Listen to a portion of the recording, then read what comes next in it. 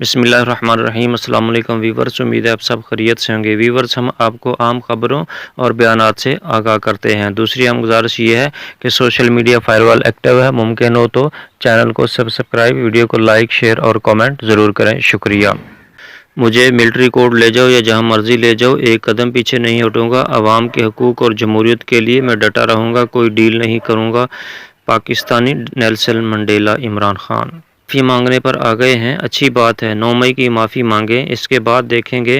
میرے حساب سے معافی مشکل ہے، ڈیل ایک خوش فہمی ہے۔ خواجہ آصف کی گھٹیا ترین بونگی۔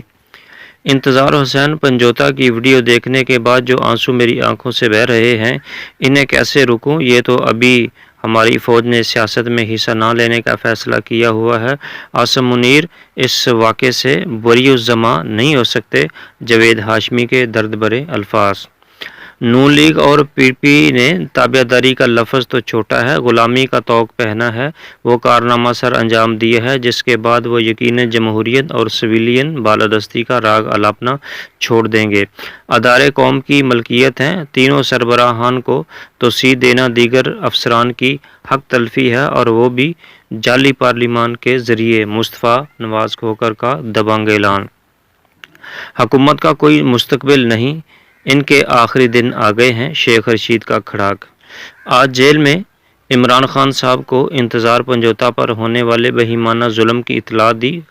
خان نے اس سلوک کی شدید الفاظ میں مذمت کی۔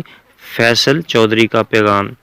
ویسے بھی جو آرمی چیف ہیں، ان کی مدت 11 اور 9 سال رہی ہے، 6 سال تو عام ہے، یہ تو آپ سمجھیں کہ 1 سال کمی ہوئی ہے، اضافہ نہیں ہوا ہے۔ رانا ثناءاللہ کی بونگی۔ اس چہرے پر لکھی کہانی سب کو پتہ ہے۔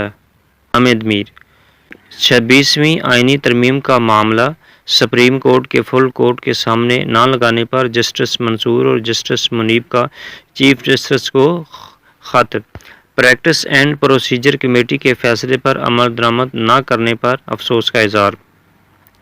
آج ہمارے سامنے انتظار پنجوتا کا ایک وحشت زدہ چہرہ ہے جس نے عمران خان کا ساتھ دیا تھا۔ بازیابی جھوٹ پر مبنی ایک کہانی ہے، اصل اغواکار کون ہے ہم سب جانتے ہیں۔ سلمان اکرم راجہ کا سوال۔